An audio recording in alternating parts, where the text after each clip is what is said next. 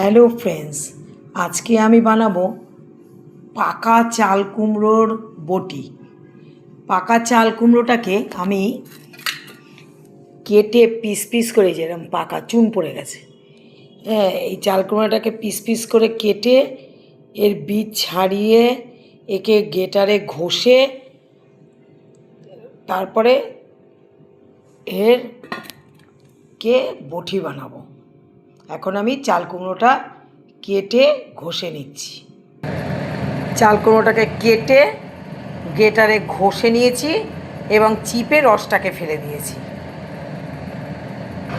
এখানে কড়াইতে তেল দিয়ে দিয়েছি। তেল আমার গরম হয়ে গেছে।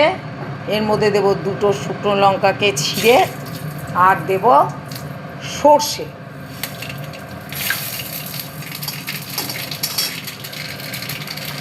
এবারে চাল কুমড়ো যেটাকে গ্রেট করে রেখেছিলাম সেটা দিয়ে দেবো।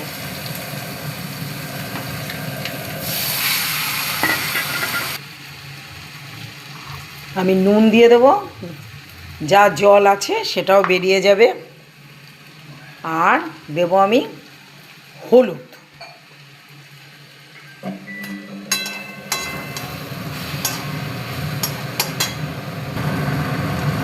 এবার দেব কয়েকটা কাঁচা লঙ্কা ছোটো ছোটো করে কেটে রেখেছি সেইটা, আর দেব অল্প মিষ্টি।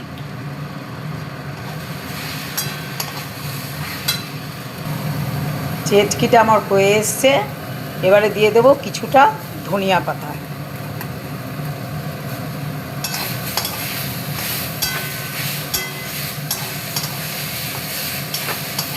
যখন দেখবেন কড়াই থেকে পুরো কড়াইতে লাগছে না, ছেড়ে যাচ্ছে, তখনই বুঝতে পারবেন যে এটা হয়ে এসছে। আমার ছেচকি হয়ে গেছে। চাল কুমড়োর ছেচকি আমি নামিয়ে নেব। চাল কুমড়ো বটি বা ছেচকি করে আমি নামিয়ে নিয়েছি। এই রেসিপিটা যদি দেখতে চান তাহলে আমার ইউটিউব চ্যানেল আছে রঞ্জুর হেসেল, ওখানে সাবস্ক্রাইব করে রেসিপিটা দেখে নেবেন। যদি সাবস্ক্রাইব করা থাকে তাহলে নতুন নতুন নোটিফিকেশন সবার প্রথম আপনাদের কাছে চলে আসবে। আর ফেসবুক থেকে যদি দেখতে চান তাহলে ফেসবুকে রঞ্জু সরকার প্রোফাইলে গিয়ে রেসিপিটা দেখবেন। ভালো লাগলে লাইক, শেয়ার, কমেন্ট, ফলো করবেন। টাটা বন্ধুরা, আবার দেখা হবে নেক্সট নতুন নতুন ভিডিওতে।